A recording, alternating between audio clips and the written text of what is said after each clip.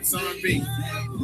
Make that crop top drop like black socks in the black top, falling at the park. We ain't stop till at the dark. Cedric at the plug, we listen to Noriega. Shoot chirp bones with the heat like Darth Vader. College we was rocking the Supra, Darth Vaders. Now we watching Moses stick our noses in the fader. Before Tory Kelly told the homie to play it, we stacked keys in the dorm, praying one of us to make it. Me and Swain thought we'd have to resort to gripping. Now me and the wifey reserve the resort while we tripping. Back before niggas ever heard of Blake Griffin rap LAC. Daryl Bailey is my witness. Picking on my youth, the west side I eat. They say, Richie, you got the juice, well, that's fine by me. Until I'm old and gray, push the caddy with the cane, I'ma still be the same. Switch lanes to Wu-Tang. Just Dr. Hoskins, what up? What's up? What's up? Back, Strange Fruit Sociology in the house. Yes, we got a guest today. We got Professor Sean. Let's go, Sean. Hello. And I'm going to blame him for all the technical difficulties that we were having. Everything was working fine last week until he showed up. Right. We invite one guest and all of a sudden it goes bad. So we know whose fault it is. I apologize for that. It's all good. It's all good. Sean's professor here at San Bernardino Valley College, teaches history of rock and roll. What else you teach? History here, that's it. Okay. That's all. I mean, I've taught American pop music here as well. So actually, this semester will be my first time teaching music appreciation, European classical music. Okay. So, are you a tenured faculty member? Or no, tenured I'm adjunct. Okay. Yeah. So, we'll have to explain to our viewers like the difference and all of that. And it's like, and that would explain why Dr. Hoskins says whatever he wants while I'm a lot more cautious. look, hey, He already has his tenure. There's some real value in being tenured, like for real. It's like I'm not even gonna sit here and lie to folks. It's like, yeah, I don't have to worry about that because I'm gonna say a conspiracy theory later on, and I won't care. But y'all might be implemented in that, and I just want to make sure that you understand the ride that you're about to go on. No, I'm good. Well, I can't speak for Anthony, so I just feel the questions. Provide some insightful thoughts, some insightful ways of looking at things from time to time. Feel you. Let's get it started. Dr. Hoskins, what is the sociological word for the week? The sociological word for the week is status. Status. And status is the social position that we occupy relative to others. Therefore, you cannot have status unless you are around others. That is, I think that's really deep. You just got to let that marinate. But it's marinating. How is that so deep? I don't know. It's like for me, when people like think about how good they are, it's like, well, how good are you is always in comparison with someone else. And so it's like, so what does that mean for us as a society to always be comparing ourselves to someone else, always measure our status against other people? It just leads to a lot of interesting spaces for us to be in when we think about status.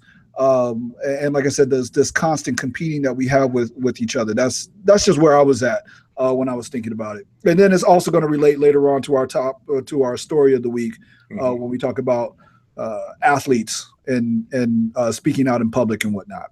Yeah, I like that word. I like status because it's something that it's not about who you are. It's about the position that you occupy.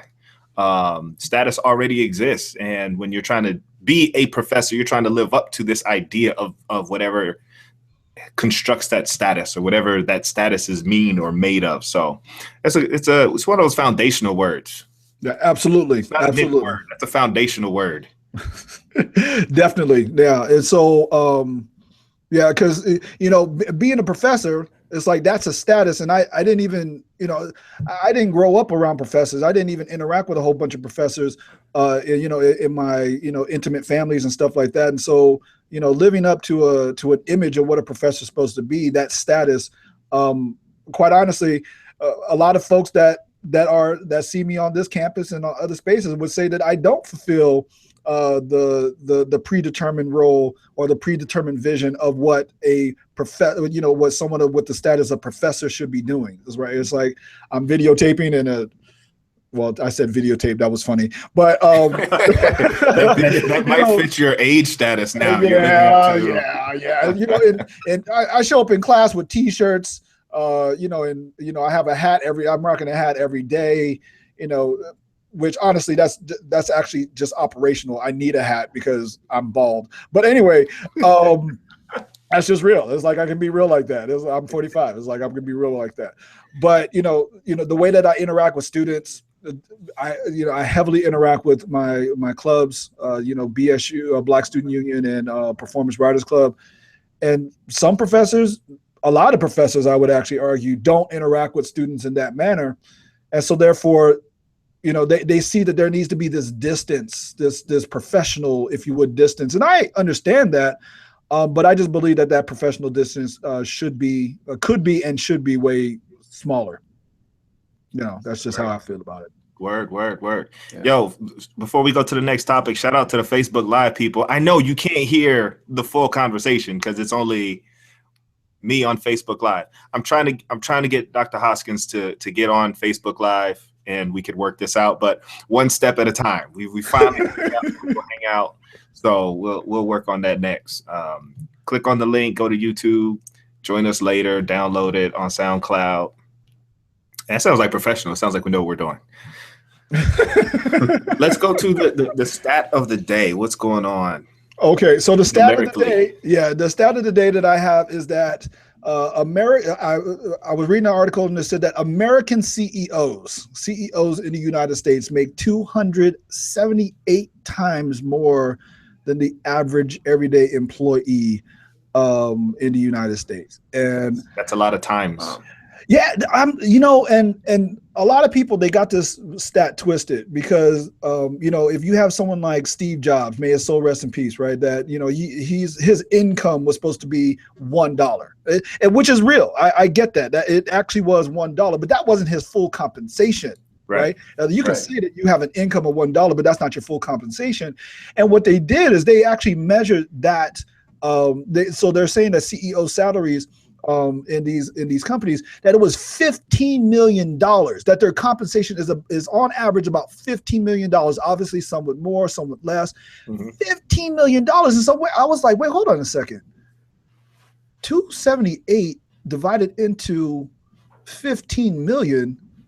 What are they saying the person's average salary is? And I did that, and it is $54,000 a year. And I'm like, whoa, hold on. Whose entry-level job we talking about that's making $54,000 a year? So we know there's things not even being counted, right? Do you see what I'm saying? Like, I'm like, wait, hold on. And so I saw another article, and they said 354 times more. And I'm like, let me see what that number is.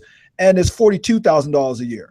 And I'm like, okay, that's a little bit closer to what I was expecting at a career-oriented type of job, as like for one of these CEOs and whatnot. But I'm just like, do they really need to make that much more money? Is your job really 300 times harder than my job? Is it really? I was like, how do we measure this? That's what I'm trying to figure out. You know what I'm saying? That's valid. Now I got to tell the story. So I was watching the RNC. Everybody knows I watch that stuff.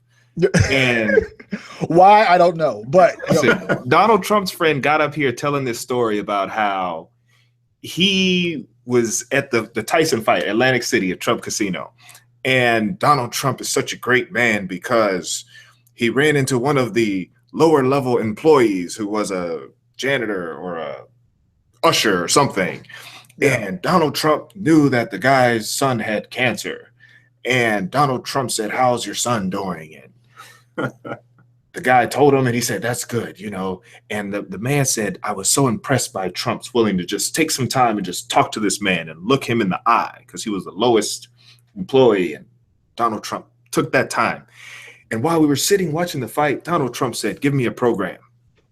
And he writes on the program, "I came to see two champions tonight, Tyson and your dad." And so he took the time to write. My first thing was, so this dude's son's got a terminal illness and he's at work. And he's got a terminal illness, yet you're not saying, "Stay home, take care of you, and I'll cover your wages." No, you come to work. Yeah. You sweeping my floors, you cleaning my toilets. Right. Sorry about your son. Sorry that you can't spend some quality time with your son right now. While he's on his deathbed.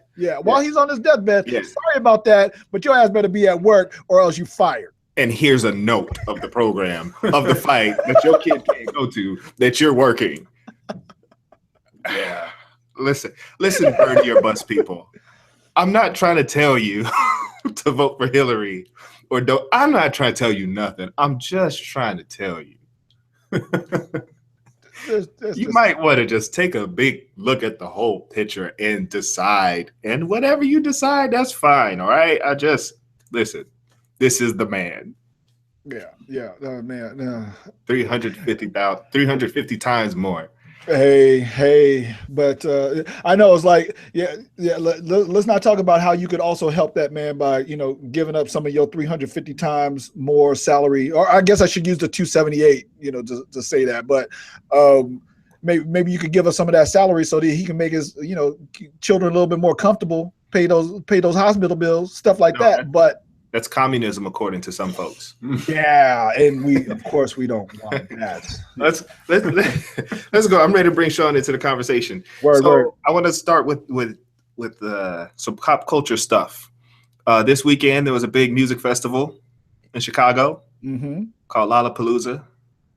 And I have no idea what that actually is, and so of course not. If I told you that Bryson Tiller was on stage, what would that mean to you? It means absolutely nothing. Who's Bryson Tiller? If I told you that I could do this all day, he won't know anybody who was at Lollapalooza. I could do this all day. If I told you that while Bryson Tiller was on stage, so was Malia Obama was on stage dancing. Okay. And that while she was on stage dancing, she may have twerked one time? Once or twice? Okay. I don't know. All right. I want some background on. Wait, hold on. Let's talk about Lollapalooza first. What is Lollapalooza? Tell me about this so that I can get appropriately upset, or however this needs to go. Let's talk, Sean. So Lollapalooza, major music festival that happens every year. At one point, it was sort of like the second Woodstock. The Woodstock of, I don't know, the 90s on up. Okay. So, a lot of your major acts, I know Katy Perry was one that when she first got on the Lollapalooza tour, that's when she really started to blow up, get a strong fan base. So it's a strong starting point for a lot of artists. And I mean, the festivals are huge, right? Okay. So And so Malia Obama was on stage with who? Who was it? Who was he on stage? Couldn't tell. She looked like she was on stage with a bunch of her friends. But the point of it is that the internet blew up because she did.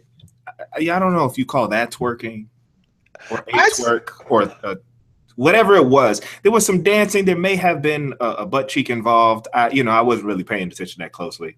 All I know is there was a furor over her, perhaps because of her status as the daughter of the president, the first daughter, if you will.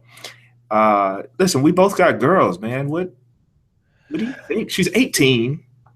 She's an adult, and I saw the video.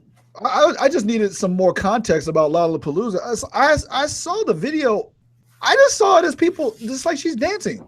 What I don't get that. I mean, because twerking definitely suggests something to me. It's like ass out, booty shaking. I get it. Like I understand what twerking is. That is not what she was doing. She had her clothes on. Honestly, I'm just impressed with, because from what I thought it was, I was thinking that it was like this second or like this kind of Woodstock era type of whatever, in the 21st century type of deal. I'm just like, honestly, that showed an incredible amount of restraint. You know what I'm saying? It's like, yeah, that's what I saw. I saw a young woman out there getting her shake on as much as he could and be the president's daughter. That's what I saw. And I didn't see anything about that was worth even noting, quite honestly, except that she was the president's daughter. Sean, what'd you see? Well, my first reaction was, that's it? I know, right? It was like 3 seconds of footage, Yeah. Now, go ahead. I was just going to say, I had not heard about it until this morning. Anthony here is telling me. And I was expecting, you can talk about expectations, right? I was expecting like this, and so when he showed it to me, and I mean, my first reaction, well, that's it. Okay. So no, I mean, yo, for real, it's like you talking to a man that was raised in the 2 Live Crew era. You know what I'm saying? Like you're talking to a dude, right? It's like and that I was that 20-ish dude that was in the 2 Live Crew era. And so it's like I'm talking about Too Short, bro. Like I'm talking about that's what I was thinking. Is like, oh my God. Your girl, she just lost her mind out there. You know what I'm saying? I thought she just lost it. It's like, that what? People are upset with that, but it's because of our word of the day or our word of the week status, right? It's like if she wasn't of that status, this would not have even been a blip on the radar. It would have got like 25 views, all from her own friends. You know what I'm saying? Like no one would have cared. It would not, it would not, but it's all because of her status that this is even something remotely close to a big deal. And don't nobody tell me about, oh, Chelsea Clinton didn't act this way. Chelsea Clinton probably never she probably don't know how to dance, 1, 2. She never got caught on video. Yeah, that was a whole decade before everybody was holding on the phones. And so like, please don't. It's like, shoot, you want to know the video I want to see? I want to see the videos of when George W. Bush was young. I don't. Those are the videos I want. It's like, yo, bro, it's like, you don't want to put up a big old fuss. Let's talk about the George W. I want to know what his frat parties look like. I want to know what I don't really want to know. But I'm saying, I honestly think if you've seen Will Ferrell's skit on George W. Bush, I think George Bush's real life is worse than the Will Ferrell skits. I think Will Ferrell made him sound like an angel compared to what the stuff he was actually doing. But no, I mean, I think one of the things, the reason why I asked this conversation is particularly being very cautious of us as 3 men, 3 fathers.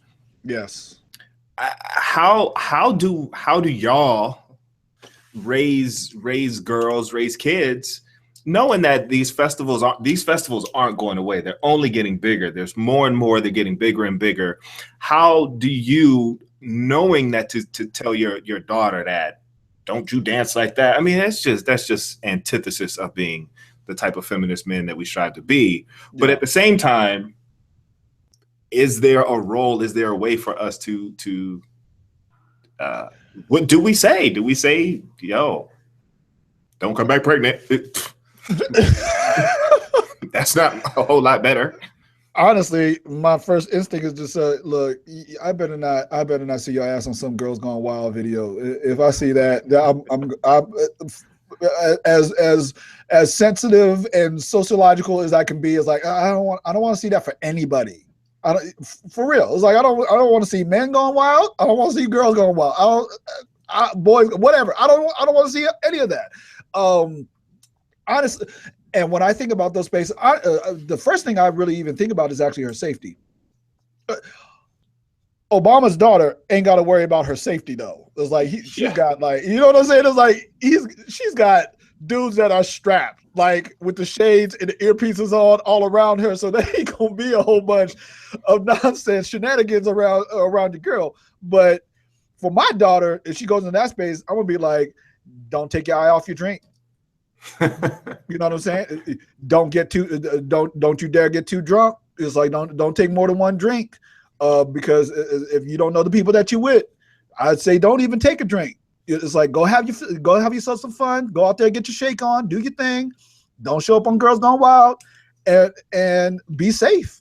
Be safe, because the things that happen on well, that's not a college campus, but just the sexual assaults and all of that stuff and all the data that we know about that is no joke. I mean, literally, it's like I want my daughter to go and have a good time. I don't want her to go and come back scarred for life. You know what I'm saying? And that, unfortunately, would be probably the biggest thing that happens in my head as I'm seeing her go off. I'm literally worried about her safety. Like, that was number one. 2, is she gonna be on Girls Gone Wild? But hopefully not. I'm just saying. Hopefully you got enough sense. I shouldn't be laughing. I feel guilty for laughing. So do you think the issue has to do with status, or is it more about just general welfare and safety of the kids?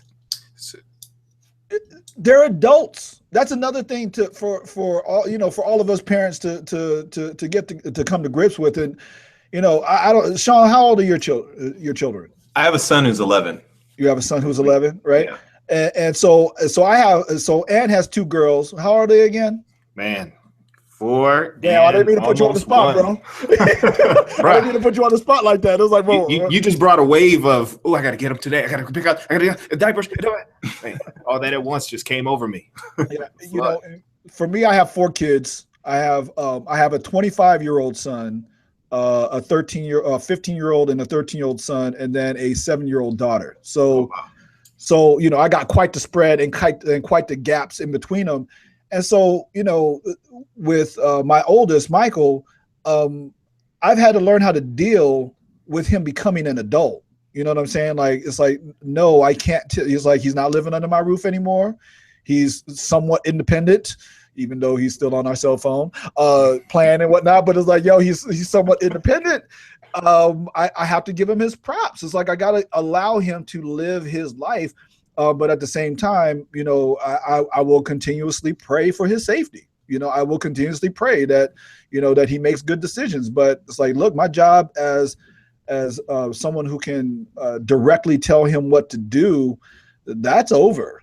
I can still give him advice. I'm still his parent, but that's, and so when I see, Obama's daughter out there, is like, make good decisions. Quite honestly, I saw it as just fine. Like, to me, she did make a good decision.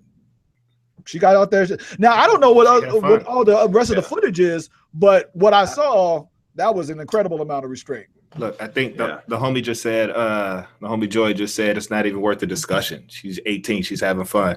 Yo, I agree. I think as sociologists, really the conversation isn't about her. I really think the conversation is around the conversation, right? The conversation is being critical of folks finding stuff to talk about, which I suppose that would make us guilty of. The only difference is we don't profit off of it. We are out here trying to get clicks for dollars. Right. And the way, now I'm talking. Now you got me. The way by which, because of her status, right? The press, the clickbait, the Facebook type press, not even like the Washington Post, quote unquote, legitimate press, but the way that the blog sphere is using her status for what? For their profit, for the consumption of her, and which in a way makes us guilty too. But as educators, I think that's our job, is to inform and enlighten around the ways that, as sociologists, right, the way that things work. Which is why we're like, I don't care what you're doing. You know what they was doing at 18 in 1975? Studio 54 at 18. Like I said, you're talking to someone who grew up in the 2 Live Crew era. Too Short. I'm just saying, it's like what she did was completely tame. And my blog on that would have been, have fun. That'd have been it. That's all. Yeah. If I would have made any comment about that, it's like, looks like fun. Done. Man, I'd be like, how'd she get on stage? Why is she on stage? I want to be on stage.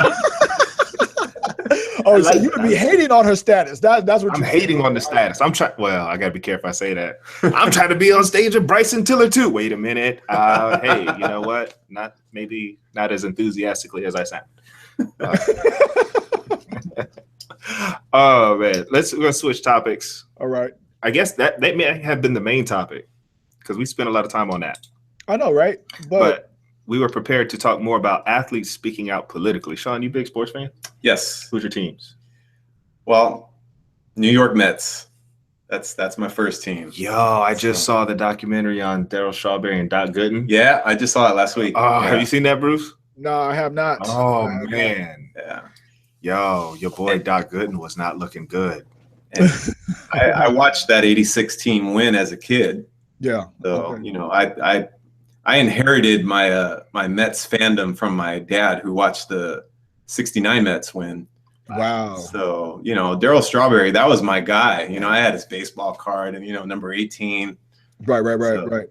I remember Darryl. Yeah, I definitely watched sports, but I didn't get, just like, Sean's like, you got yours handed down from your father. I didn't get a whole bunch handed down from my father. He wasn't particularly active in my life. And so I just wanted to become a regional guy. San Diego Chargers. Yeah, shut up, man. I don't care. You know what? Don't nobody. Whatever. Yeah. How did that Oklahoma Thunder do? Yeah. Anyway, 3-1 series lead. Yeah. We can talk about that too if you want to. But so I just wanted to become a San Diego dude. You know what I'm saying? It's like repping my city, repping my county. And so San Diego Chargers, San Diego Padres. I should be a Clipper fan, but I'm an LA fan. I mean, because San Diego Clippers. That's right. Yeah. Back in the day, but I'm a Los Angeles, Laker fan, and so just growing up listening to a lot, and everybody was, and then players, right? It's like there's certain players that you follow, so everybody listen to pay attention to Michael Jordan, Barkley, even though they weren't on your teams or whatnot. It's like you know who they are. And you respect what they say. Bruce, I worried that you'd given all your sports analysis that you've got right there. That's probably it. Yes. For the people, Bruce is the gamer type of person, while I'm the sports type of person. So I think Bruce gave it all to us right there. If we was talking about Pokemon Go, I would let you know right now. Like we did that last week, man. You're right. I know. You was in it. The Mets. Dale Strawberry, Doc Gooden. That was my first baseball game at Dodger Stadium. Oh, wow. Yeah, wow. So I saw them. I don't know if it was the year that they won or the year after. They won in '86. I was a kid. I was 4 or 5 or 6. I have no idea. Yeah. But I definitely remember seeing Doc Gooden pitch. That's more than me. You're lucky. Oh, man. It's amazing. But while we're talking about sports, recently Michael Jordan came out and made a statement about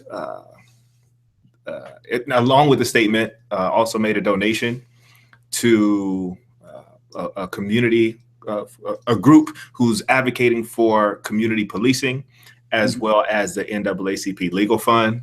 Michael Jordan, who's been notoriously silent on issues of social justice.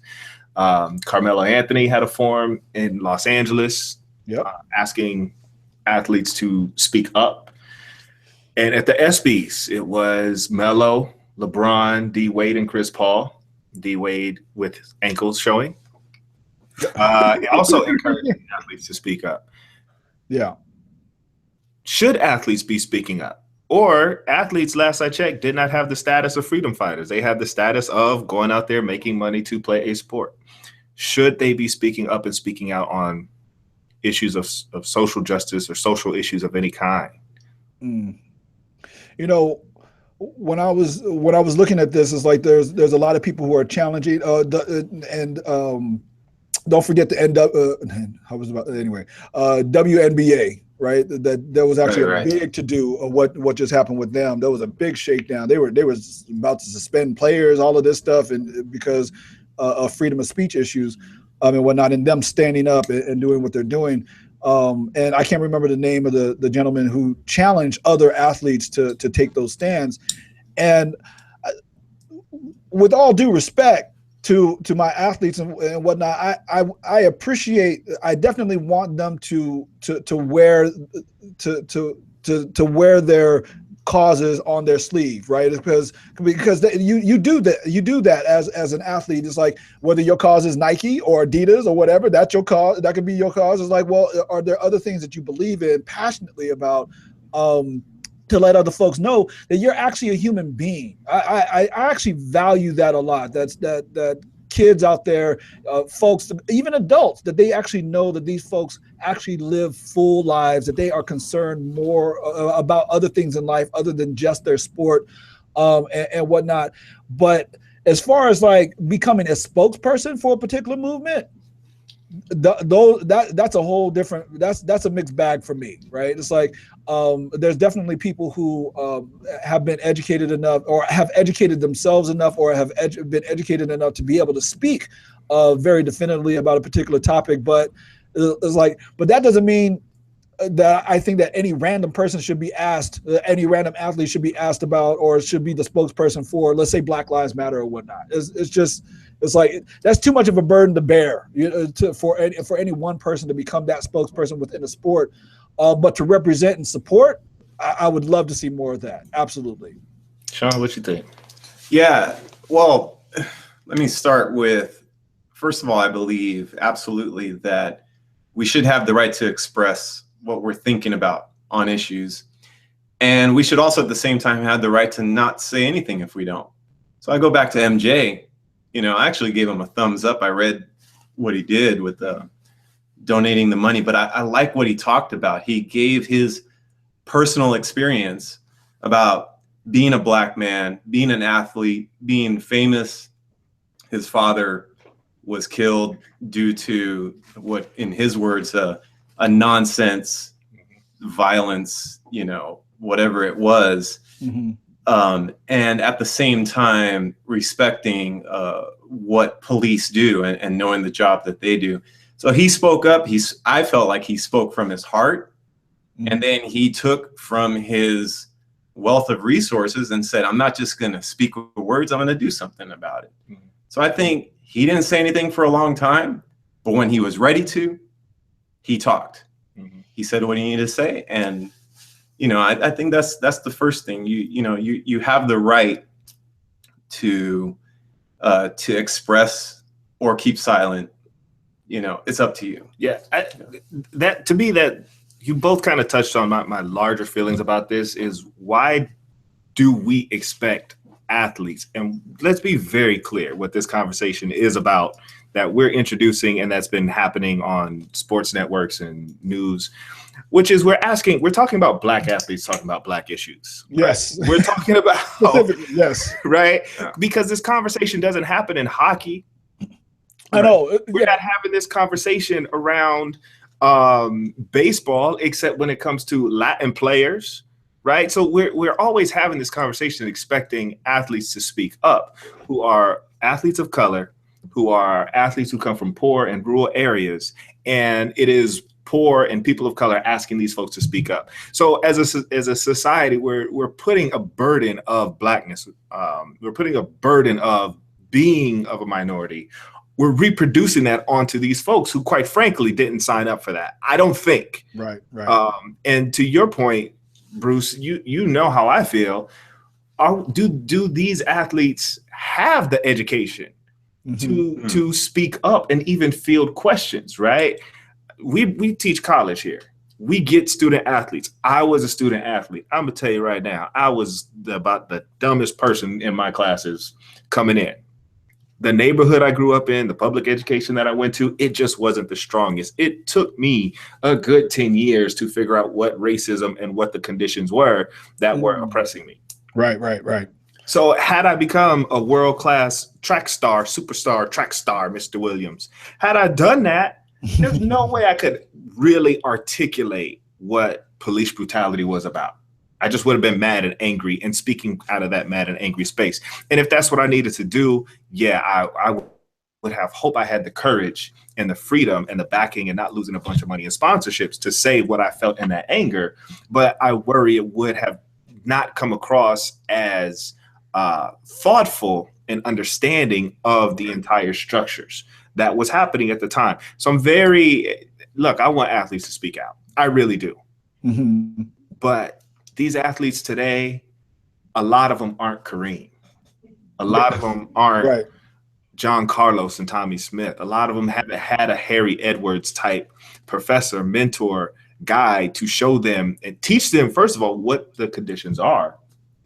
Yeah. And second, how to articulate that in a way that's meaningful and powerful so that they could choose, right? Yeah. No, absolutely. And to not be crass about it, to just say, hey, everything is worth saying. It's just, can we put them in the appropriate spaces, right? It's like, as long as you're not expecting every athlete that does speak out, there are some athletes that would be incredibly qualified to be able to speak to the structures, if you would, to racism as a social institution, all of this stuff. We could do that with some of the athletes, but to expect every athlete to be able to do that, that's just nonsensical, right? Because not even every person could do that, and so why would you expect someone else to be able to do that? And to be able to put all of that in his I would say in his quote, his proper category, right? To say, it's like, look, you're speaking from an emotional space. You're speaking about how you feel, but that's not pedagogy. That's not the structures and how I would do it in an educational, form and whatnot. That's not to say it's not valuable. It's just to say if we can keep everything in its space and not make it seem like everybody, because the other burden that Black people have is that that one Black person speaks for all of us, right? Mm-hmm. It's like we still have things like that. And so when that one Black person they get that does speak very emotionally and very passionately about this particular topic, and then says something off the cuff that other people get upset about, it's like, yo, they're not speaking for everyone. They're speaking for themselves. They're talking about their emotions right now. And so you have to forgive that they're not being, incredibly articulate or something like that at this time, but just understand that they're venting their emotions, and that is wholly appropriate on a whole bunch of different levels. But, honestly, I'm afraid of, I always get his name wrong. Richard Sherman. Am I saying his name right? That he keeps on, look, because he is educated. Smart dude. He's a smart dude. And he's still smart, even though he keeps on saying all lives matter. Saying some crazy stuff right now, but he's a smart dude. He is a smart dude, and he's still smart, even though he's saying a lot of stuff about all lives matter. And that's the I don't want to say the problem. That's the challenge of athlete speaking, right? Because he doesn't need to be lockstep with me in regards to Black Lives Matter, but he surely needs, with all due respect, needs to be educated about what the actual argument is, and then to whether he agrees with it or not, to say all lives matter in a Black Lives Matter space. No, I don't care who you are saying it. That is offensive to me. Period. Point blank. No ifs, ands, or buts about it. And so, like I said, with all due respect, I respect your athletic abilities. I respect your degree. We will tussle all day on all lives matter versus Black Lives Matter all day. And like I said, but people keep on putting a microphone in front of him, and he keeps saying it, and he's educated. And so all of these things, come into play on that. But yeah, it's just a mess. It's a mess. I think that you look at it like a mess, right? And you think, or let me say what I think. I think that a big part of the issue of the mess is that we don't really know how to dialogue. We don't know how to disagree and still talk and like learn from each other and grow from each other and say, all right, it's a great conversation. It doesn't have to turn into like, okay, I understand you disagree and there's a certain amount of taking sides, but just the ability to just communicate. I mean, to me, that's like that's more the crux of education, Yeah. So yeah, and I'm sure that if I was to talk to Richard Sherman face to face, to tell you the truth, I highly suspect that we're not as far off on this as public perception would suggest, right? It's like, but the public, what I'm seeing and what I'm hearing, definitely suggests like, man, I would really love to have a sit down with this brother, because I really want to check where his head is at and where his heart is at on this. I get what he's saying. I understand what he's saying, and I understand the argument. But I'm like, but how do you not understand the other one? How do you not articulate the other one at the same? If that's truly what he's trying to do. And so, like I said, there needs to be some dialogue, as Sean's saying. So it's safe to say you'll both be watching the Charles Barkley race car TV show? Oh, hell no. Without getting angry? Oh, my God. Listen to that. This is my first time hearing about it. Charles Barkley's getting a show about race. He's going to talk about race. Charles Barkley? Yeah. Wow. Interesting. I'm going to watch it. Talk about throwing gasoline on the damn fire. I mean, like, who the hell thought this was a good idea? You know what? Oh, God. See? Man, why you do this to me, Ant? It was like I thought we were wrapping up. Flip the table over. Flip it over. Flip it I over. would, but my computer's on it, and we have already had technical difficulties already. Bro, I look. See, I'm trying to calm down. I'm literally trying to calm down right now and contain myself.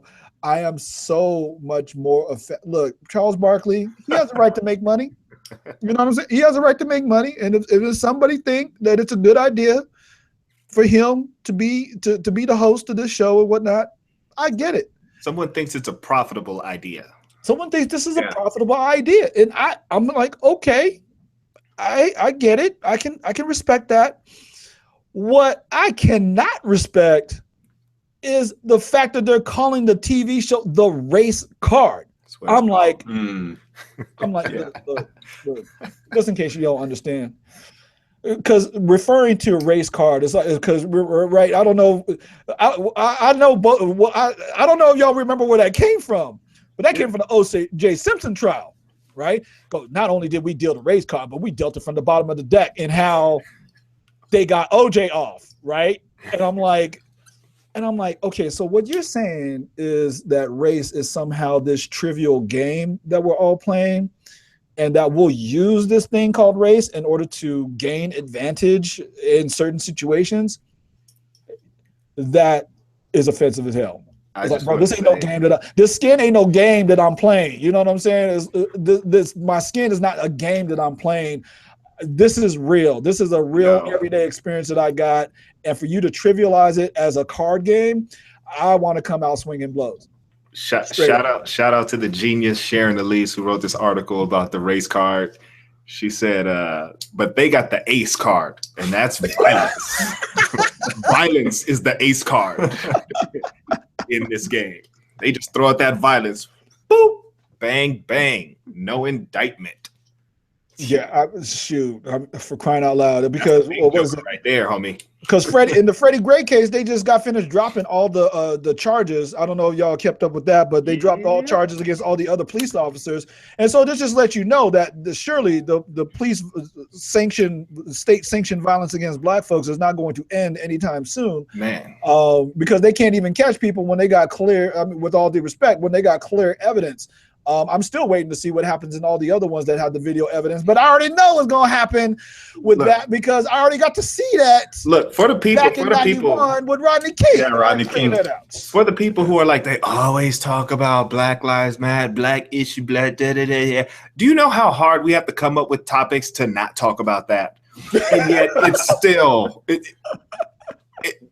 All right. So, I think it somehow resonates with everybody. That's why it just keeps coming back up. I mean, whether you're black or whatever you are. You are either talking about it or you are talking about not talking about it, or you are not talking about it, which is to say you are talking about it. Yeah. And so, Charles Barkley, look, this is not to say that I wouldn't go on the show. If he invited me, I'd go. You gonna pay me to go on this show? We gonna boost up straight food sociology numbers. You know what I'm saying? It's like, look, I'm not above the hustle. I'm not above the hustle. That's still. I might host the show myself. I wouldn't call it the race card, but shit, it's like I'm down. I'm down with the grind. Charles Barkley is still like one of my favorite basketball players of all time, and he is. He will always be. And it's like, look. But if you just if all you want to do is just see people yell at each other for a half hour, that's what I'm expecting to see. Now maybe I'm just wrong. Maybe I'm wrong. Let's just hold off and see what happens. I don't know the format. I don't know. All I know is, all right. Let's get out of here, man. We're pushing over half hour. Okay. All right then, bro. I can't even listen to nothing for longer than a half hour. So let's get out of here, man. For 3 minutes. What's that? It's like you said a long poem. You can't listen to. Oh man, my poetry is 4 minutes and that's it. 4 minutes. I'm no longer listening to the poem. Hey man, what you watching? Oh man, what am I watching? I just got finished. Did we talk? Last week it was Ghostbusters. Did I talk about Ghostbusters? No, you watched Ghostbusters? I watched Ghostbusters. Damn. I hate being a sociologist. This time I literally hate being a sociologist. We ruin movies. Yo. This is the one consistent feedback I get from students. I hate going to the movies after taking your class. I can never just enjoy the movie. I really just wanted to enjoy that movie. I wanted to revisit my, whatever the hell time that was. I don't know, early 90s or whatever when Ghostbusters came. I just wanted to be that dude again and just watch it and enjoy it with my family. We went on Tuesday, on the $5 Tuesday night and had the popcorn, and I had my Mike and Ike's, and I was like, well, I was good until the damn movie started, and I'm like, whoa, whoa, did they just do that? Did they just do that? Oh my God. So here we are in a space where we're trying to be very progressive on gender, right? On gender issues, right? They flipped it all out. And they had a cast of all men in the first Ghostbusters series, and now they have all women. I thought the selections were good. Like the people that they picked, they did really well in picking them, in casting the positions. But then the buffoonery started, especially from the black woman. And I'm like, yo, so here we are trying to be progressive on gender, but we made no progress. As a matter of fact, you might have thrown black people back to minstrel shows. Like you, that is about as far back you threw us back to minstrel shows with her, with the stuff that the gag that she was in charge of. Right is like, and all of that. It's like, you trying to tell me in this day and age of this consciousness that you couldn't have made the black woman one of the scientists? You couldn't do that, and then couldn't have made. It's like it would have been easy, right? It's like an Italian or an Irish like white woman could have been the same loud, physical muscle person. You know what I'm saying? You could have did that easy, and then I would have been so pissed. But damn, bro, like damn. I just want to enjoy the movie, man. I just want to enjoy the movie. Damn. Anyway, what you listening to? You threw me, dude. I love Leslie Jones. I think she's hilarious. Now She is. I'm not saying she ain't. I get it. It's not her. It's the writing. I get it. It's the writing. It's production. I get that. Oh man, you got to judge, and it's not just her. It's juxtaposing it against all the other things that was happening. You know what I'm saying? It's like it's within the context. If she was doing that all on stand up, I'd have been laughing my ass off. You know what I'm saying? Like in a stand up routine, I'd have been laughing my ass off. On the screen with nothing other but all other white people. I get it. I was like, yo, girl, I have to check it out. It's not your fault. She need to make her money. I'm not even blaming her. It's like you need to make your money. Those writers, that was some bullshit. I'm just saying. I'm just saying. I had to debrief my kids for the whole damn for an hour afterwards. to break this down. It's like, black people don't all act like this. It's like damn. Just really. I get it. Oh man. All right, what am I listening to? I'm listening to bro. I'm actually listening to the new DJ Khaled. We got the keys. I only gave it one listen. I got it the other day. I only gave it one listen so far, so we shall see how it is. So far, it seems like this notion of keys is playing out to be a little bit more metaphorical than I thought. It's really about access and perhaps social mobility and all these other things. Mm-hmm. So it's interesting to make that statement with Jay-Z saying we got the keys and DJ Khaled talking about the keys and access, and Nas has a song on there that I really, really like. I gave that 2 listens. So it's early. I don't have no real thoughts on it other than it's DJ Khaled. You gonna get what you're gonna get. Who is that dude? It's like I've heard his name. See, why you do that to me? I don't know, man. This is why we do strange food sociology. They think all black people are alike. Like there's no context for it. They don't take into consideration age. They don't take into consideration we grew up in different sides of California. They don't take into consideration any of these things. So this is the premise.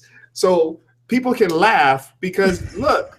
He don't know who DJ Khaled is. It's funny because they think all people love DJ Khaled. I don't know who is it? Just tell me, damn it. Stop ridiculing me. I don't even know where to start how to explain DJ Khaled. I heard he was an older dude, like a Middle Eastern dude that's like 40 something or something like that. Is that true? Yeah, listen. Not that that's his identity, but that's the starting place for me. He makes music and he takes the hottest artists, hottest rappers, and he puts them on really great songs. Mm-hmm. Has anthem after anthem in the summertime. I mean, that's your go-to summertime. He's going to give you a hot song. Yeah. To. So, and if you got to get you a Snapchat. He's incredibly hilarious on Snapchat. Oh, okay. He's this pseudo philosophical. I don't know. It's just hilarious. I don't know if I could call it philosophy, but it's incredible. Very inspirational in an ironic, because way. I've been listening to, I have listened to the radio and I see his name when I'm looking at the information, like DJ Khaled and what is it, Drake or something like that? Something about Sex for free. There's a beep in there, so I'm just gonna put in whatever I want. Whoa, ho, ho. And You would like that, your 2 Live Crew listening self. Hey, look. Sean, what you listening to, man? All things EDM, you know, call it superficial or what, but if it's got, you know, Calvin Harris, Skrillex, Diplo. yeah, you know. Wait, hold on. I'm sorry. EDM. Oh, electronic. Electronic I dance hate music. y'all. Y'all always make me feel so damn old and obsolete. The hell with you. Why? Okay, I just discovered EDM within the past year or so. Okay, I didn't realize they were calling it EDM now, because back in the day it was techno or house. DJ Henry. Got it. Okay, Yeah. there we go. There we go. now That's what I used to hear. Okay, Yes. I used to hear that. I wasn't in the. Anyway, I'm gonna stop. I don't want to incriminate myself right now. It's like, I'm sure there's no footage. I don't think there's any video. You've already been incriminated. It's already happened. All right, that is it for today. Do the theme music, bro. Do the thing. Come on, do it. Do the theme music. I was gonna put on DJ Khaled, but then we would have got sued, huh? Yes, most likely. All right. Yeah.